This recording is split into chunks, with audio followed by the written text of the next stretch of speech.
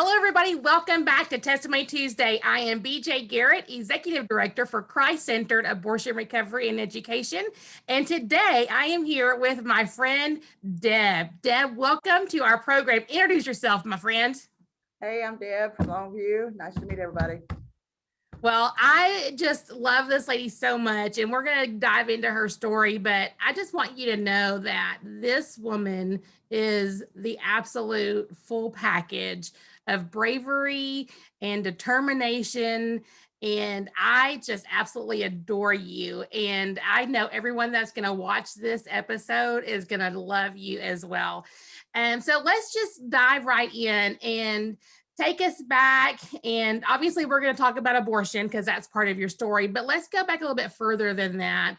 And let's kind of set the scene for what ended up leading you down the path to abortion.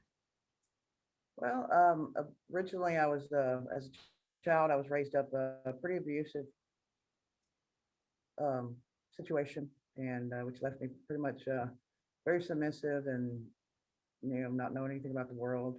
By the time I hit my late teens, I was already had dabbled with drugs and alcohol by the time I was 19. Um, Pretty much doing those, regularly. But I ended up meeting a man um, in my early 20s who answered all my prayers for um, needing love and acceptance, um, because at the time I had, no self-worth, just very submissive, and just looking for love and acceptance. And he offered that. And I just fell in love pretty quick. And um, about 6 months into the relationship, um, it changed completely. And now I know what he was doing the first 6 months, and I was targeted. But it was a sex trafficking. And so, I was the perfect target, and he groomed me. And, there were times that, I knew what was coming, and there were some things that were different, but, my part was I stayed. And so after about 6 months in, I ended up being held captive. And then, unable to leave, chained for 6 months until I was completely broken and submissive to him, and scared to leave for what he would do to me. Um, and then after that, it just became, just complete submissiveness and doing whatever he asked, just out of fear and out of complete brokenness and loss of hope, um, um, and just a lot of guilt and shame for where I was at. But anyway, I ended up being sex trafficked for about 5 years, and that's when the 4 abortions occurred. Wow. Wow. So, for those that are watching, one of the things with care that we really are very firm about is owning the choice that we had for abortion. And really that was no different for you either, Deb, right? Because one of the things we talked about is yes, you were held as a sex trafficked, victim. And but in the end, talk to us a little bit about that choice, because and I don't want anyone out there to think that we don't believe that forced abortions are real. They are very real. And even though legally that's not allowed, and even, maybe physically that's not allowed, forced abortions aren't allowed. But the reality is when we are in certain circumstances, we feel very much like there's no other option. And specifically in your case, you were held as a sex traffic victim and had to endure multiple abortions. So, how do you wrap your mind around that now? Because we know that you have to own the choice of abortion to begin healing from that. So, how is that for you? Well, until I met you and went through the Bible study course, I blame myself completely for missing those signs, for seeing the signs of just the evil that started slowly popping up, and through conversations and through his actions. Um, I saw the warning signs. I just didn't, I didn't walk away because my need for love and craving for love and acceptance was so strong. Um, I just, the guilt and the shame were just horrible. But owning my part in is that, and I mean, unless you've been in that situation, you really can't understand what it's like when you go to these clinics and you can't open your mouth. You're constantly with that person and the domineering, and you're just completely broken. Yeah, until you're in that situation, you can't really understand the helplessness and the just just the internal craving and desire to speak out and to holler, I need help. Um, and that caused a lot of anger, that I worked through when I went through your Bible study. A lot of anger I didn't know about as far as the abortion clinics and the people that saw me, multiple times, yet did nothing. Um, so, I mean, I think one of the things that we had talked about during your Bible study and that we related to is I remember when I was a little girl and being abused, and I just remember like looking around the world going on around me, and I was being so violated physically and emotionally. And I just remember thinking, why isn't anyone helping me? Why isn't anyone stopping this? This can't be okay. But no one saw in the church, no one saw in the city pool, no one saw any of these things happening to me, or they just chose not to see.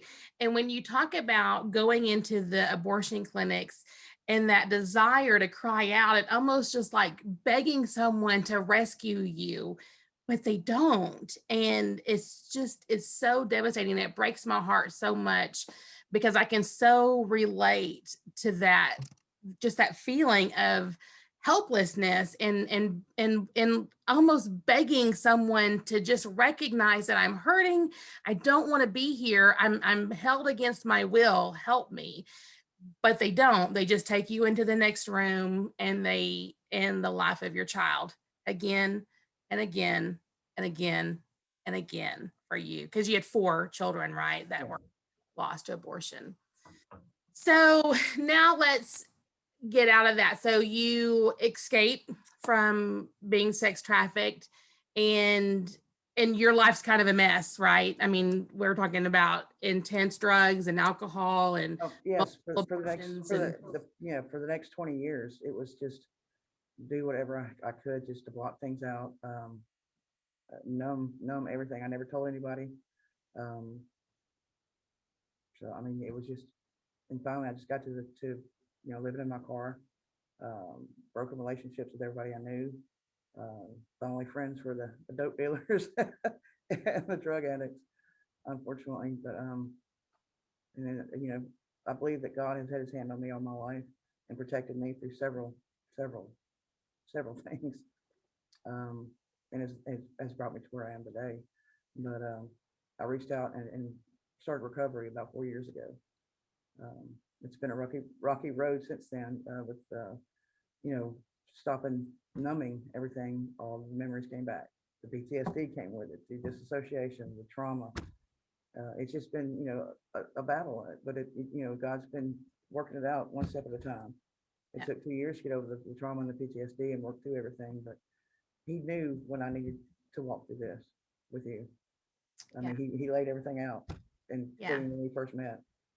I love, that first night we met, our mutual friend Denise, she's like, I got a lady here and I'm praying she shows up, but I have a lady here that you need to know and she needs to know you. And I'm like, okay, well, let's hope she shows up. And then we had some time in prayer before the meeting, and she came and she's like, Deb's here. And I'm like, yeah, make sure we connect. And and from that very instant that she brought you over to introduce you to me, it was just this unimaginable connection. And we have a lot of similarities, a lot of differences in our story, obviously, and different details for sure, but an instant connection of where we were. And I'm so amazed at your courage.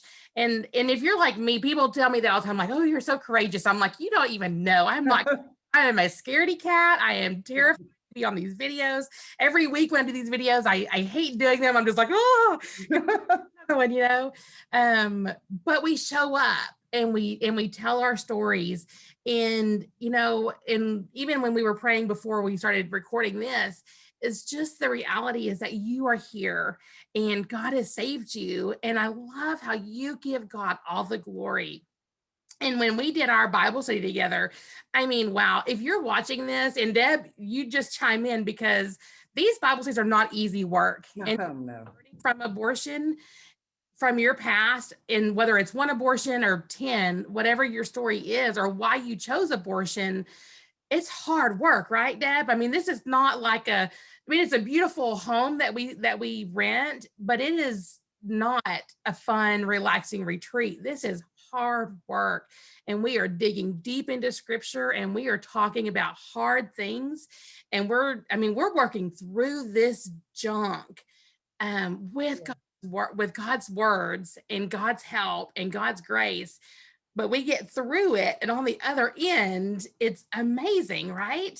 Yeah, it was hard. It was, I don't know if it was harder doing it just me and you together or maybe in a group, but I'll find that out in a couple of weeks. But um, just the healing, and I believe that God, I mean, everything was, He planned everything for my meeting with you in that Bible study, and it was just the forgiveness, because I went there expecting to deal with the abortions, and I did, and I was able to focus and think about them and celebrate their birth, I, for Jesus. That's the way I Yes. look at it. Yeah. But also the big thing that really was life changing for me was the fact that the forgiveness that I was able to give my abusers, and the a couple of ones throughout my life, because I remember it was we were talking about the parable of in Matthew about the servant who the king gave the servant forgiveness and didn't make him pay those thousands of dollars or whatever, and then the servant went and uh, threw his servant in jail for just owing a few bucks, and then he came back, and then Jesus says, or they said that Jesus would do the same thing to you if you don't forgive others, throw you into prison and torture you. And I remember you hollering back and forth that whole day, who's getting tortured? Who's getting tortured? And I'm like, me, for my lack of forgiveness. So there's a lot of anger and unforgiveness that I didn't realize I had, Yeah. for more than just that, but for the clinics, for the doctors, the fact that that's even a scientific thing that people do, yeah, and then my abusers and everything. And since then, it's been amazing. It's been just a transformation. And something recently happened. I gave a mini testimony at CR one night, not too long ago. And while I was writing it, I realized that I had been actually, God has turned my heart after that forgiveness, and turned my heart to see that those years of abuse and torture and everything that I went through, uh, it's made me grateful, which is totally blows my mind, Yeah. Yeah. because I see now that I don't give up. I never give up. If I fall, I get back up, Right. and that's what made me resilient. And I know, He's given me strength and courage through that's coming out now. My pain wasn't wasted.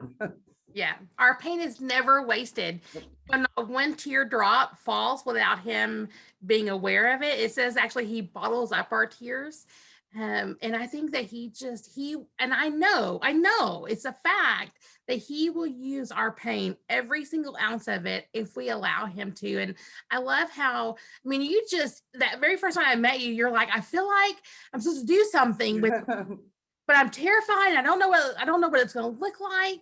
And I mean, immediately you're like, I need to go through this study. I need to do this. I need to do that. And you stayed so focused and on fighting through to get the healing that you need. And it amazes me when I look at you and I talk to you and I pray with you, and I see just in the few short months that I've met you, how far you have come. And I'm so proud of you. And I loved our time together for the weekend, study or whatever, but um you did the work. It's about you doing the work, and you poured into it. And for those of you watching, If you show up to our program and you just half-heartedly dive in, you're going to half-heartedly get, healing from it. But if you will dive in completely and you will address the hurts and the pains and the struggles and apply the scriptures to it, then you will come out on the end of this feeling and knowing that you are forgiven and truly begin that healing process. And I just love, we talk about a little bit like, now who's being tortured, and then what are we going to do about that? And the reality is, I mean, when you're holding unforgiveness, what happens? And you're tortured mentally, physically. Tortured. You just get Yeah. sick. You just, And what happens to the ones you're holding unforgiveness to? not a thing. Not a thing. They're not the ones hurting from your unforgiveness. You're the one hurting from your unforgiveness. And the freedom that we feel when we are able to truly let go and forgive and trust God with our pain and even with our abusers and our tormentors, then we get the benefit of that. We're the ones that get the freedom from that. I didn't believe you, but you're right. It's amazing, isn't it? It's just such a great. I love that section of our Bible study because truly experiencing forgiveness for ourselves and for those that had any role in our abortion or our traumas from our past is so amazing. And so that's one of my favorite sections of the Bible study. Yeah, the other part was kind of quick, but I mean, it's just stayed with me. Is the difference I learned between guilt and shame. Yeah. That was major for me. Yeah. Because just not just the abortions, but everything in my life, I've always blamed myself and stayed with shame and guilt. Yeah. And that, what that does to you. Yeah. But Yeah. for years of it, and now I know the difference, and I see that I can have guilt for my sins, but not carry that shame, because guilt means I did something bad. Shame says I am bad, Yeah. and I'm not bad. I'm what God tells me I am. Right. That guilt is just acknowledging that you messed up, you sinned, make corrections and move forward. Yeah. I love that so much. I love that. I love how, and we've talked a lot since your, Bible study, but I love how you truly walked away with so many nuggets of ammunition for the enemy. And you're applying it every day and you're still doing the work. You have a long road of healing ahead of you. Oh, yeah. And we all do. I mean, we're never a finished, work until the Lord takes us home, I believe. But I am just so thrilled that God brought you into my life, brought you into CARES ministry, and has allowed me even the tiniest piece to be able to walk this journey with you. So as we kind of close out this episode, and we have a few minutes, but what would you say to the woman or the man that might be watching this today? Just, why hurt anymore? Why carry what God's already forgiven you for? You just got to walk through the pain, walk through, the steps. I mean, and it's not hard. I mean, it's hard, but, you know, God equips us to do the hard. Yeah. And he wants you to be free. Freedom's a big thing for me. And it's great on the other side. It's great. The healing's going to take a while, but still, what begins there, especially with your Bible study and just, surrendering it all to God, there's nothing but freedom that can come from that. Yeah. And forgiveness. I mean, it's just awesome. Don't wait, just do it. Yeah. What would you say to the woman that's watching that says, I don't want to let go of my pain. I deserve to feel this way because I ended the life of my child or my children. What would you say to the one that truly feels like she deserves the condemnation that she's holding on to? I spent 20 years thinking that and believing that. And even just recently, just a few years ago, that's why I never could forgive completely until here recently with you. You think you deserve it. That's just the guilt and the shame. That's just the enemy. And there's nothing that I used to always think that I've done too much. I had done too much for God to never love me. If there was a God, he would never want me, never love me. So I spent 20 years believing that and covering up the hurt and the pain because what I was doing to myself was punishment. I left my whole life of being abused to abusing myself for 20 years after that. So because I deserved every bit of it for the mistakes I made, for being weak, but that's not reality. Reality with God is we're already been forgiven. We just need to let go of that shame and that guilt. And he doesn't want us punished. He doesn't want us tortured. Uh, he wants us to be free. That's what he died for. Yeah. Yeah, I love that. That is what he died for. We were never intended to carry the weight of sin. We weren't. And that's why he got on the cross and he freely gave his life for ours. And it was to relieve us from that burden. He knew we could not carry the burden of the sin and the shame that comes from sin for any of it. Doesn't matter how big or how small. We were never intended to carry the burden of sin. And he died on the cross to relieve us of that. And when we refuse to let that go and we refuse to hand over our burdens and trust him with it, then we're ultimately saying, you didn't do enough. Yeah, he did. He died for no reason. You died for no reason. And, and I just, I'm so thankful that you have gotten to a point in your walk with the Lord where you recognize that and you are no longer walking with those burdens. And we still have the memories. Like, I don't want you to think if you're watching this, you don't remember anymore, because forgiveness and healing has nothing to do with amnesia. Yeah, you're right. We remember, and there are still major consequences that come from earthly decisions of the sinful choices or situations we get into, whether they're forced upon us or whether we get into them all completely on our own. There's real consequences that come from that, and we have to deal with that. But that is not God placing things on us. That is the consequences of our choices or the consequences of other people's choices that affect us. And so anyways, if you're watching this and you have abortion in your past, maybe you didn't have an abortion, maybe you drove somebody to an abortion clinic, maybe you paid for somebody's abortion, maybe you just didn't speak up and offer help for someone who was facing an unplanned pregnancy and you feel the guilt of that. You are welcome to come through our program as well.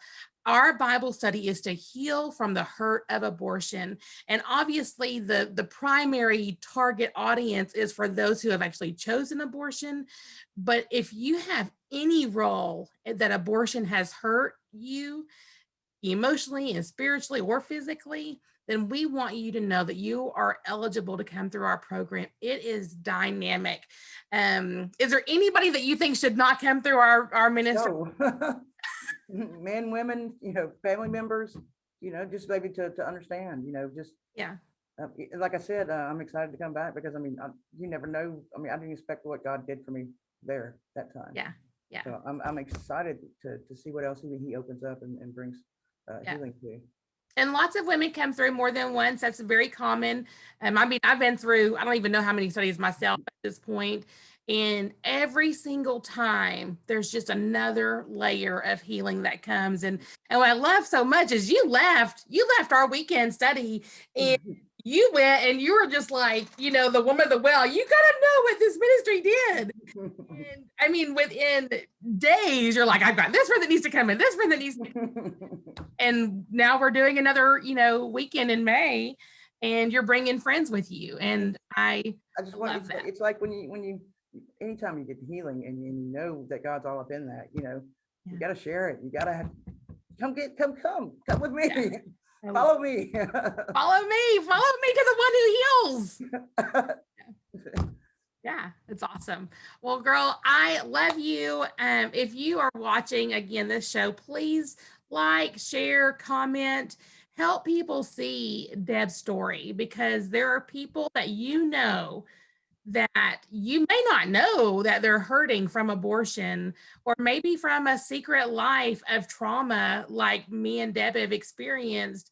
but there are people that you know and love that need to see this video. So please share it, email it to your friends, tag your friends in it, whatever. Well, you may not want to do that. They might not like you tagging them, but you can email them and let them know that we have a program just for them. And no matter what you have done, no matter what has been done to you, please know that there is hope and healing Yep. in Jesus Christ. Any last words, Deb, as we close out? No, I just love you, girl. Thanks for I doing what love you're you. doing. I I mean, love you so much. I love that what you say. There's always hope and healing. There's always hope. Always, always. So God bless you. Thank you for watching, and I will see you next week on Testimony Tuesday.